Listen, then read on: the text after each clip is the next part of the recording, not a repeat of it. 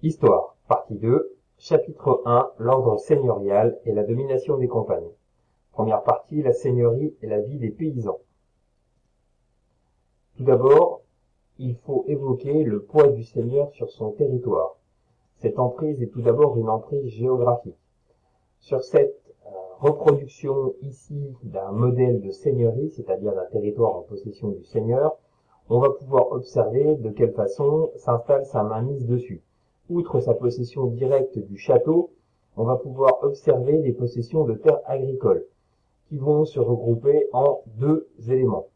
Tout d'abord, les tenures. Les tenures, en fait, c'est celles qui sont tenues par le seigneur, mais qui sont laissées en gestion aux paysans du village et des environs. Il y a également les réserves. Ces réserves, ce sont les meilleures terres agricoles. C'est celles qui vont être conservées par le seigneur pour sa propre consommation ou pour les consommations de la vie du château. Ensuite, le seigneur va également installer un pouvoir sur des éléments absolument clés du village et de ses environs. Le moulin, qui est essentiel dans ces territoires puisque la majeure partie de l'alimentation tourne autour de la farine et de la production du pain. Dans cette logique du pain, il y a également le four du seigneur, ainsi que le pressoir pour le vin étant largement consommé à l'époque, beaucoup plus clair et moins fort en alcool qu'aujourd'hui.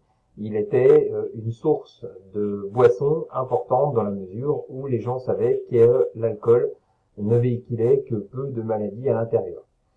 Le moulin, le four et le pressoir forment ce que l'on appelle les banalités, c'est-à-dire les éléments absolument essentiels auxquels chaque paysan doit recourir et qui doit payer une taxe en conséquence.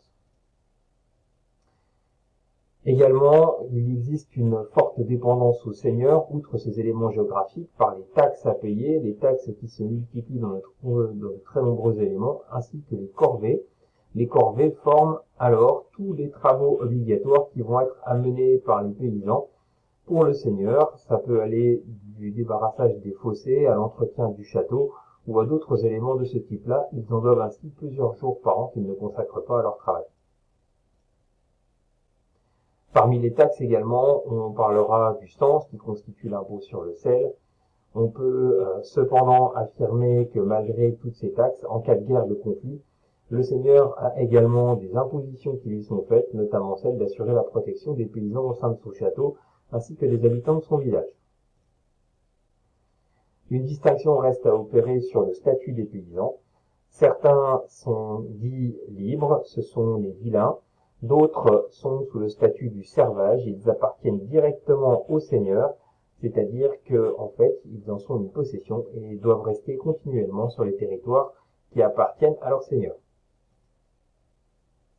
Les paysans au village, quant à eux, vivent principalement dans les territoires petites maisons avec des accès à de petits jardins pour leur propre consommation. Leur vie est dure, ils ne peuvent pas accéder aux forêts pour y chasser car il existe des droits de chasse dessus. Dans tous les cas, ces paysans sont soumis au seigneur, comme on l'a dit.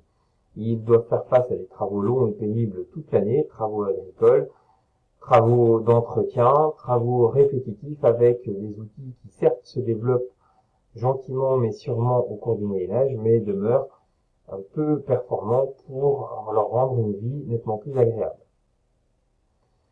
Cette vie, comme on l'a dit, s'améliore avec notamment l'arrivée de certains outils agricoles comme la charrue.